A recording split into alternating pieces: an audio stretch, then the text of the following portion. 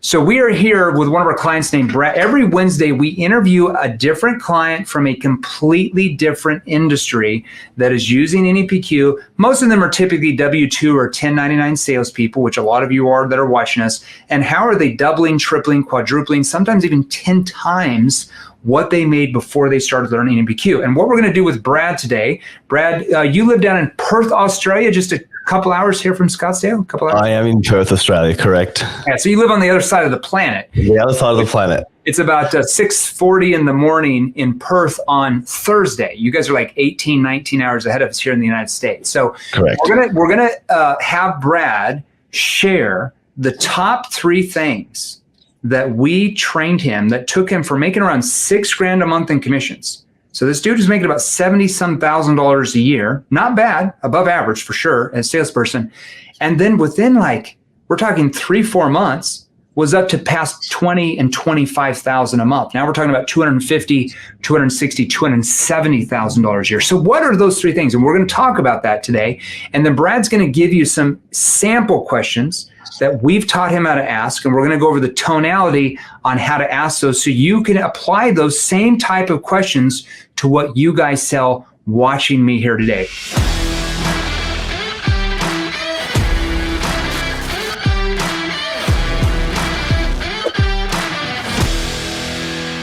If you want to learn those type of skills, type me in the comments section right now. So type me in the comments section right now if you want to acquire those type of skills. All right, now, if you are brand new to our Facebook group, or this is the first time you see me on YouTube or LinkedIn or the Facebook business page, my name is Jeremy Miner. I'm the chairman and founder of 7th Level. We're a training organization that trains people exactly like you. Hey, Adam, what's up? We train salespeople like you. We train sales professionals like you. We train executives like you. We train consultants, coaches, entrepreneurs, business owners, and we train you specific skills and techniques that work with human behavior. David, welcome. Alan, Shannon, that work with human behavior rather than triggering sales resistance, rather than working against human behavior. Now, what does that actually mean? That could be important to you if you're a salesperson that wants to sell more. Those are called neuro-emotional persuasion questions. That stands for NEPQ. Now, it's not just the questions, it's how you're asking them. Like what type of tone, is it more showing empathy in certain parts of that conversation, or more skepticism, or more curiosity? So we have to teach you those things that trigger your prospects to want to engage, to want to open up to you, because they feel like you might have something important to them. Whereas people who don't learn that trigger a lot of sales resistance and start hitting their head against the wall, having to go through hundreds of objections every single week. Objections just suck. Why not learn how to prevent most of them? And if you did get them because they trust you so much because of your questioning ability and how you've got them to open up, they actually want you to help them overcome. It's like they're looking for somebody to help them overcome their concern, all right? Now, if you're on the live right now, I want you to go down to the bottom of your phone. I know a lot of you guys are on the live. Go down to the bottom of your phone, and I want you to press #live. So if you're on the live right now, go post #live. And if you're on the replay, I'm going to have you go post #replay. So if you're on the live right now, go post #live. If you're on the replay, go post #replay. All right, we're starting a little bit early, so that's why we only got about 39 of you on here between the Facebook group and YouTube. We usually have like 100 on here. I think I started 15 minutes early, so that's probably my problem there, right? I was getting anxious. I just started earlier, right? Now, also, I want each of you to just smash the heart button, and I want you to smash. So go to your phone. I want you to just smash the heart button, and I want each of you to smash the like button. Okay, so smash the heart button. Smash the like button. Okay, so smash the heart button, smash the like button. That creates more engagement in the Facebook group and on YouTube and on LinkedIn here, and more people are able to see this interview. All right, Brad, nobody cares about me. They only care about you and themselves. So walk us through. Were you born out of your mother's womb with all these advanced questioning skills, advanced tonality skills, advanced objection prevention skills, or is that something maybe you had to acquire? I definitely wasn't actually born with any sales ability at all. And definitely something I had to acquire. And it took me a long time to, I suppose, find the right people to acquire the right skills from. Yeah, so let's walk back here. So what do you sell now? You sell some type of fitness or something, right? Yeah. So currently I sell business coaching for fitness professionals. So we help fitness coaches essentially with their marketing and generating leads essentially. Okay. So these fitness people, they might work at a gym as a personal trainer, and then they want to start their own type of online fitness or whatever, but they don't know how to market it. They don't know how to build campaigns. They don't know how to bring in leads. They don't know how to build the systems, the sales, all that stuff. And your company provides that support and teaches them how to do it, right? Correct. Okay. Now, was this your first sales job, or when did you get into sales? It wasn't. I got into sales, I suppose, full time back when I owned a gym. Okay. So I was fly in, fly out as a machine operator in the remote of Western Australia, and then got back into the fitness industry and was a rental based personal trainer, selling PT sessions, swapping time for money. Then opened my own training facility, and then realized very quickly that you need to learn sales skills to actually grow this business. Yeah, what I was sell and communicate to your prospects. I'm assuming your gym, you were doing most of the sales yourself, right? Correct. So at the start, I was like the technician still. I was doing the sessions and doing a little bit of marketing, but then realized that I needed to step into that sales role to actually get the business to grow to the level we wanted it to. Okay. So you're now before NEPQ. So just go back, pretend you don't know anything about NEPQ. You're not one of our clients or anything like that. How did you sell before you learned how to really sell? It was, well, back in the day, it was, ask them why, keep asking them why, 5 whys, get them on the yes train and try and close them. And, that works for a period of time, but we constantly got what considered now is simple objections that we just couldn't overcome. Yeah. So think about objections, partner objections. It works on a certain type of personality, but you're talking like 5 or 10%. It doesn't work on the majority of people, right? Okay, so you quickly learn okay, this isn't working. I'm not making that much money. What caused you to go out there and be like, holy crap, I'm making 5 or 6 grand a month. This is not so fun. I need to acquire more skills so I make more sales. What went in your brain that caused you to think that? Because, a lot of salespeople, when you look at it, why go and acquire the right skills now? Why not push it down the road like unsuccessful salespeople would? Yeah, and for me, it was COVID. It was COVID coming into Australia. It made me realize that things are going to get tougher. It's going to be harder to actually get people to join programs when they have financial stress and uncertainty of income. So I have to actually get better at this skill to make sure that I can continue to not only own my business, but support my family. Well, it's true, because during times of economic contraction, which I hate to tell everybody, with inflation as high it is, you are going through economic contraction because your dollar doesn't get you as much. That means you make a lot less, okay? Because your purchasing power of the dollar doesn't last that long, okay? So we are going into a major economic contraction. I can pretty much assure you in 2023, with the housing market is slowing way down, interest rates are jacking up, inflation still going up. Folks, that does not mean it's going to be paradise in 2023. So all the lay down sales you've been accustomed to the last few years, guess what happens to those? They become a lot harder because they're more concerned. They have financial insecurity. They might lose their job. They don't know. They might have already lost their job. They don't have as much money to spend because that same, $1,000 a month that could be going to something else have been going to gas and groceries now more than they used to spend. So I hate to tell everybody this, any shortcoming in your sales ability that you have right now, when there's an economic contraction, will only be magnified times 10, and it will be way harder for you to sell. So if you're making 5 or 6 grand a month right now, when the economic contraction happens, the recession happens, do you think you're going to still make 6? No, you're probably going to drop down to 3 or 4 if you don't get fired. I can assure you, I went through this in 2008 and 2009. Okay, the company that I was with, we were selling debt relief services. Guess what happened within a month after the stock market and housing market crashed? Half of all the salespeople in my company were let go overnight. We're talking about a company that had probably about 500 salespeople. 250 were gone in 30 days. Okay, I walked in the office. Oh, where's everybody at? Nobody's here. Now, was I scared of losing my job? No. because I had the right skills.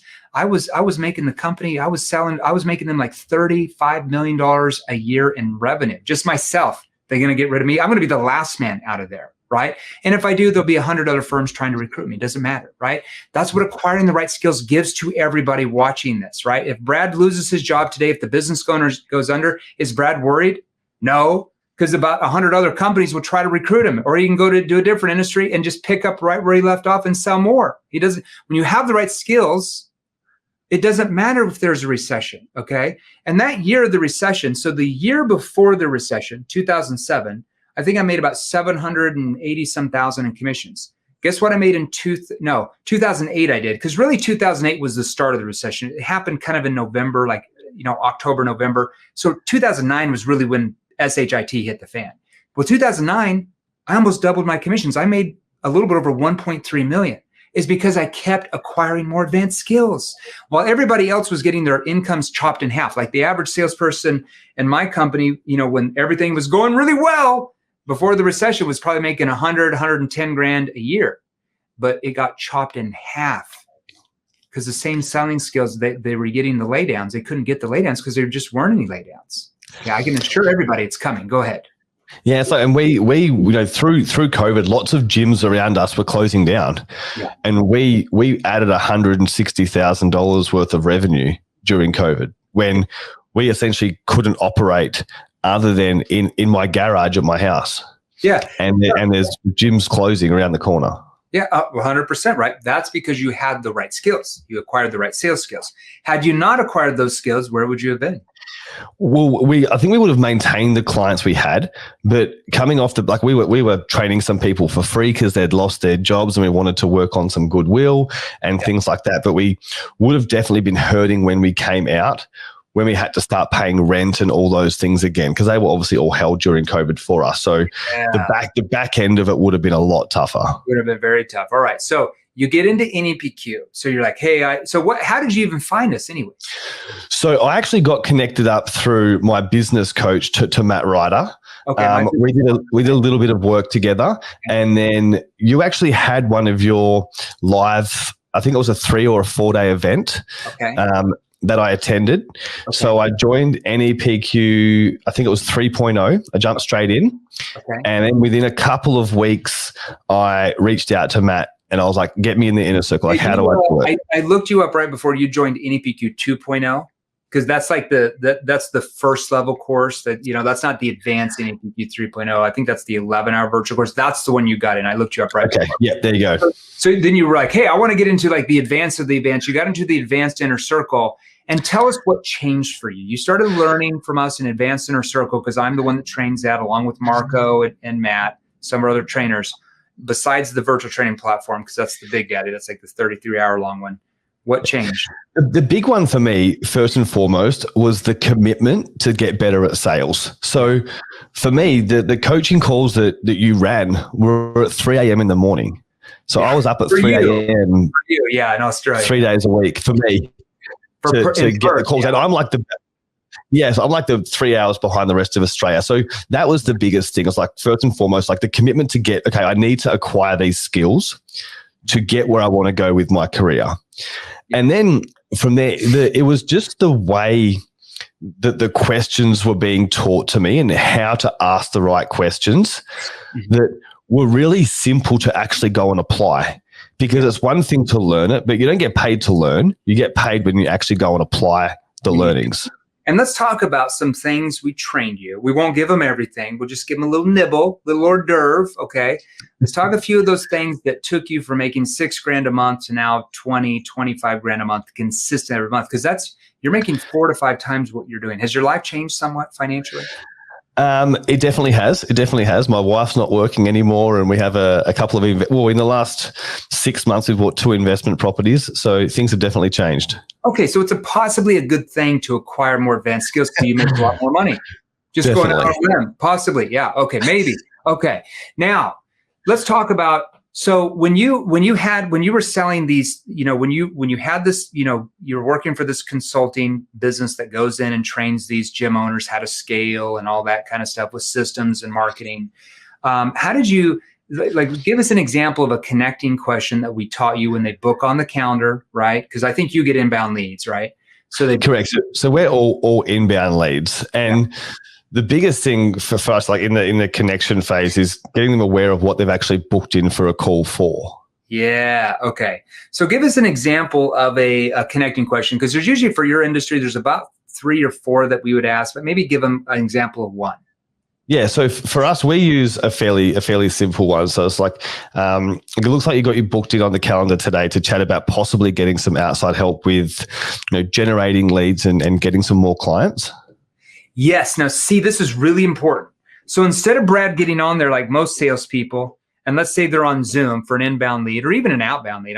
We train obviously just as many companies, probably train more companies to do outbound than inbound, because there's just more outbound than inbound leads. Okay, most industries mainly do outbound. There are some that do inbound.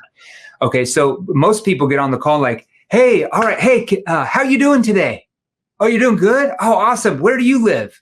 Oh, you live in Perth. Oh, I live here in Scottsdale. Oh, that's awesome. Yeah. Okay, so it looks like, now why would we not want to ask that type of question and say that? Yeah, it's like, how's the game on the weekend? It's like, no one cares. They know what you're there for. And here's the thing that maybe some of you don't realize.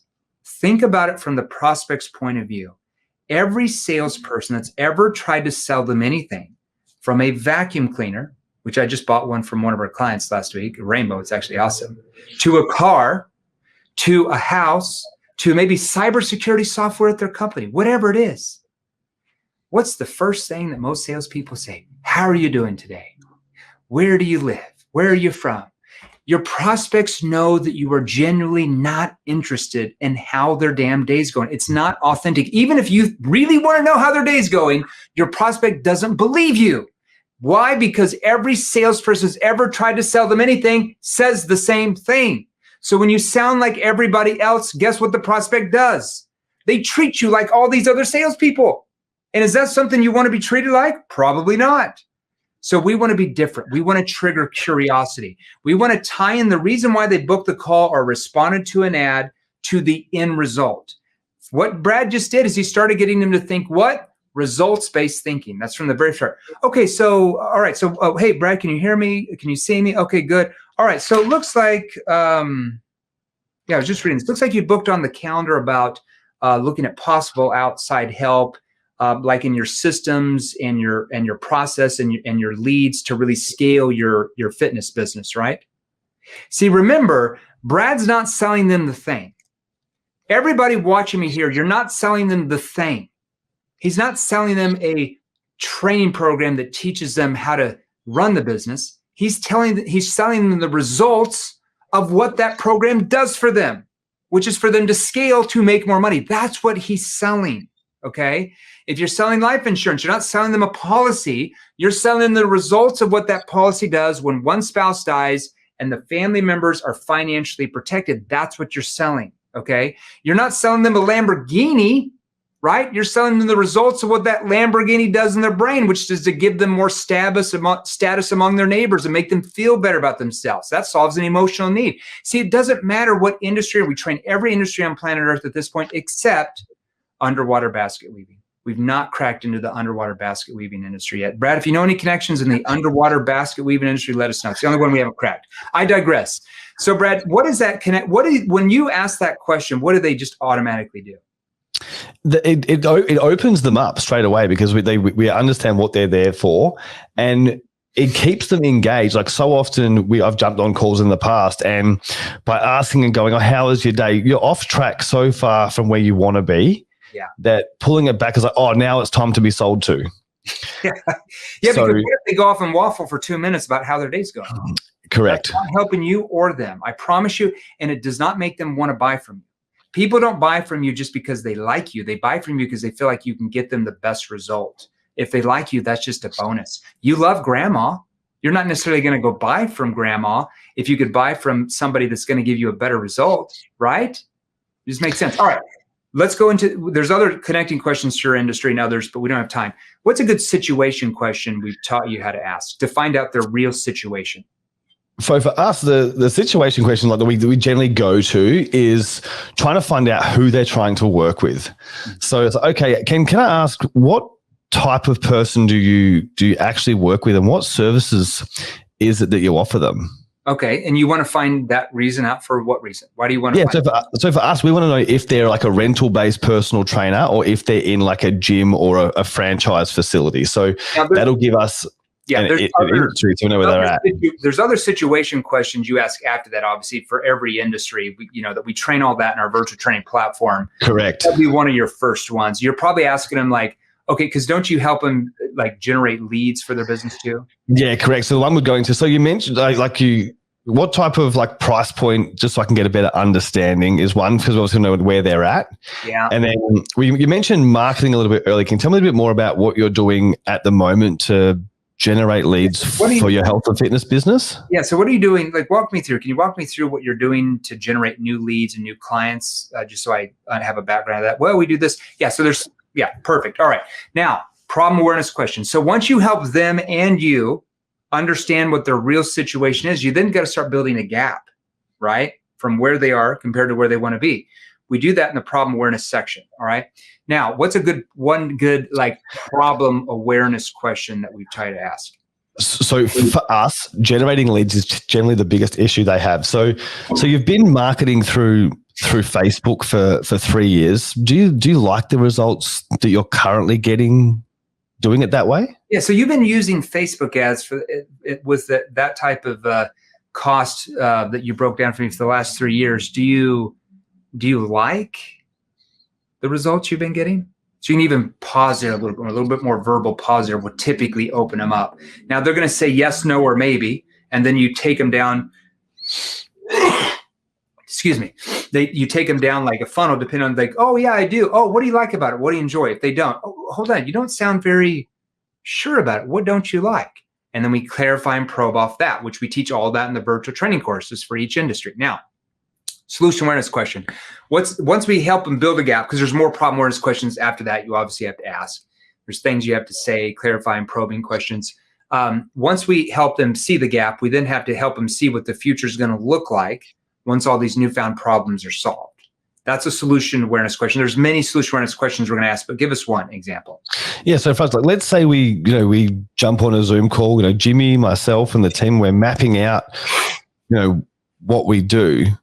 What do you feel like you need to hit the KPIs so we can get to that? Yeah. Can you hear me? I think I lost you for a second. So walk me through. Let's say, so this is where you're getting them to visually, like mentally go to where they see them working with your company, collaborating, right? So there's 2 ways you can do that.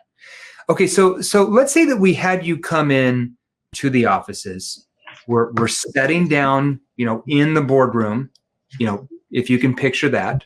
See what I just did there? If you can picture that, and we're mapping all of this out together. Your systems, processes, your lead generation, everything.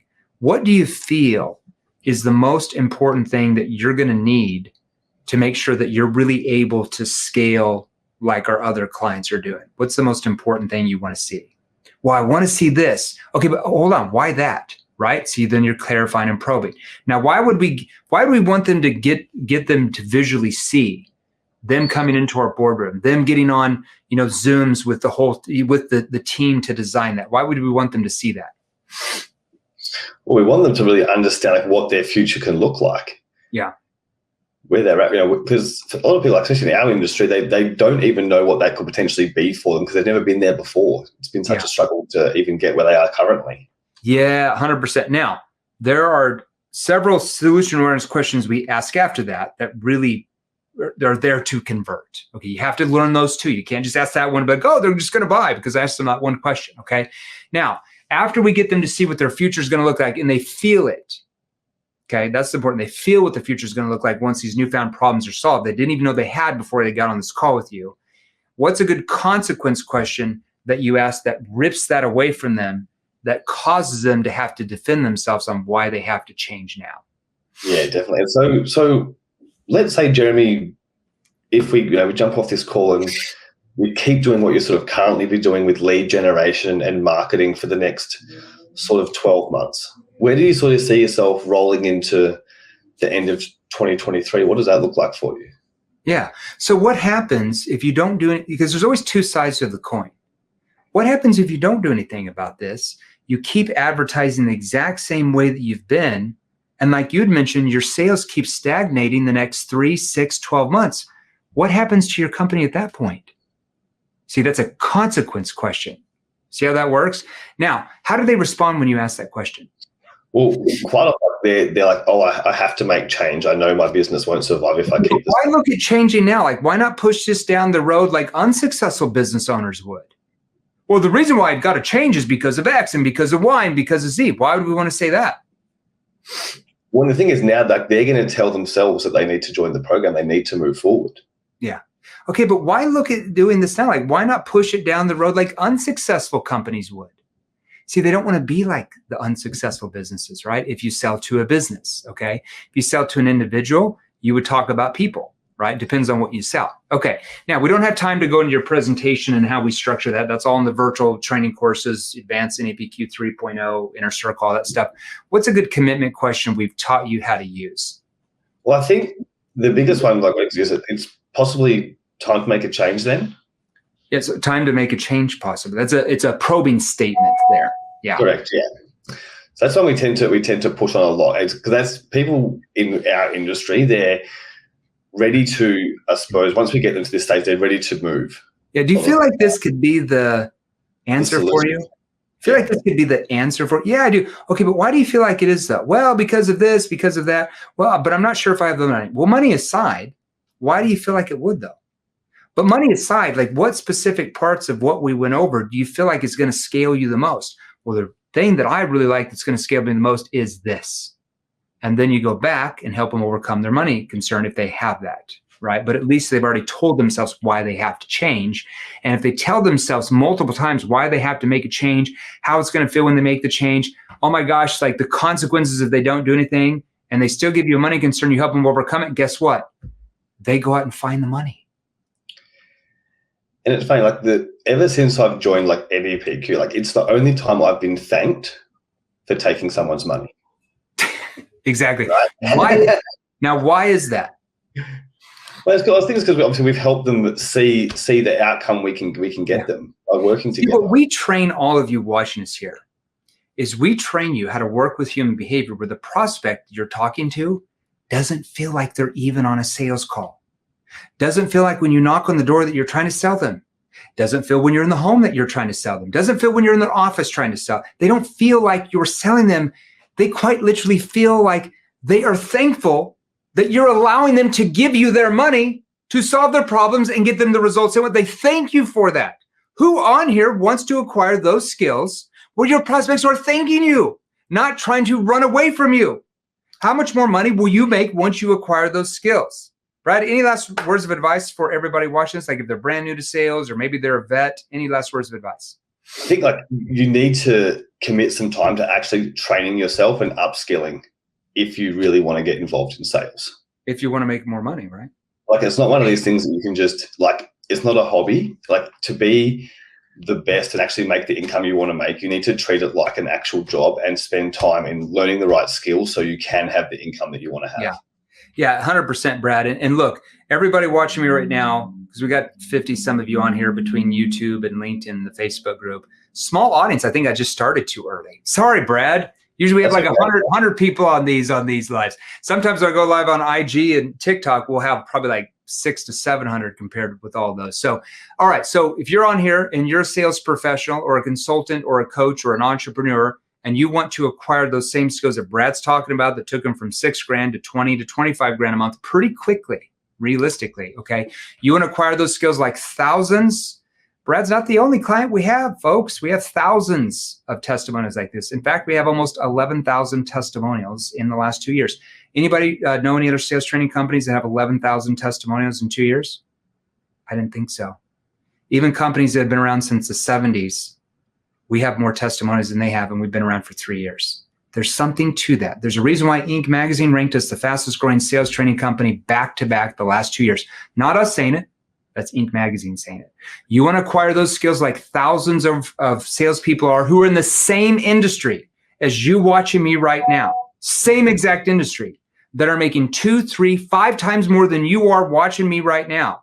It's not because they have cool hair or cool eyes or their ears are really the right shape or, you know, their fingers are long or short or they're short or tall or they're skinny or fat. None of that matters. It's just because they have acquired the right skills. That's the only difference, right?